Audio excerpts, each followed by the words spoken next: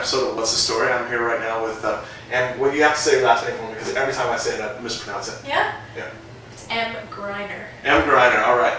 So, Emm, I guess my first question to you is, how do you feel coming from Canada to the United States as a female singer-songwriter? I don't really place any emphasis on the fact that I'm Canadian, you know? I mean, obviously it's a different country and it feels a bit different, but I'm quite excited to really go anywhere. Well, by that I mean that for the longest time there's been this stigma about Canadian bands for some reason not making it in the United States. Like, you've had bands like the Treasures of the Hip that are huge in Canada, but as soon as they make the jump across the border, with the exception maybe of Seattle, they don't do anything. Right. Have you noticed that at all, coming from... Yeah, I've definitely noticed there's been like a lot of, I guess, commercial failure on the part of a lot of Canadian bands. But lately it's kind of taken a turn, I think, with bands like Bare Naked Ladies and Our Lady Peace and, you know, Katie Lang, and just, you know, more Canadian artists are being recognized, so I think that's a positive thing. Okay.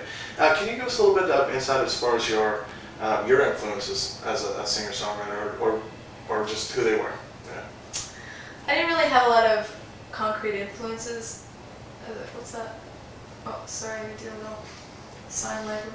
Didn't really have any concrete influences as a kid, other than like what was on the radio, which isn't really all that positive to be influenced by. But lately I'm like listening to a lot of different stuff, like Sonic Youth and Mazzy Star and Jesus and Mary Chain, Simon and Garfunkel, and the Beatles. Just trying to, you know, kind of recapture the fact that I didn't listen to a lot of music with substance when I was little. Okay. So I noticed on your album that you have a lot of songs that are very deep and very heavy in content. So are these songs autobiographical about you? I totally mispronounced that. That's okay. Are they autobiographical? Biographical. That's what he said. Or is this something that you've noticed in your friends' lives? They're autobiographical, but... That word.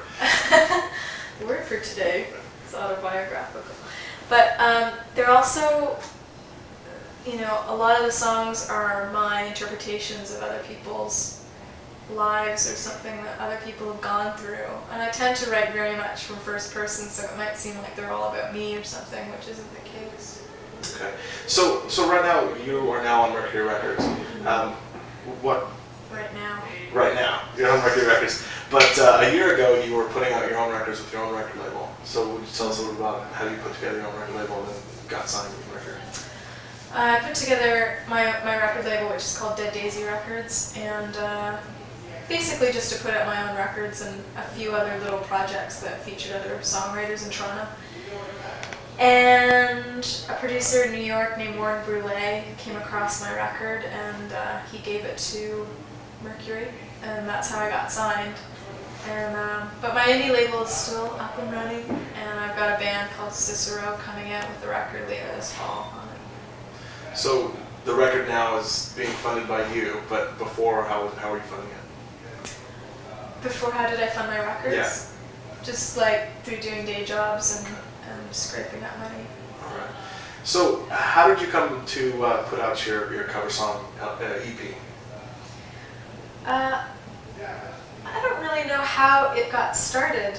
I have a manager who is very involved sort of creatively in my career, and we talk a lot and we play each other music. And he played me a few songs, one of them being the Clash song Straight to Hell, and just kind of fell in love with it and got into the Clash ever since then.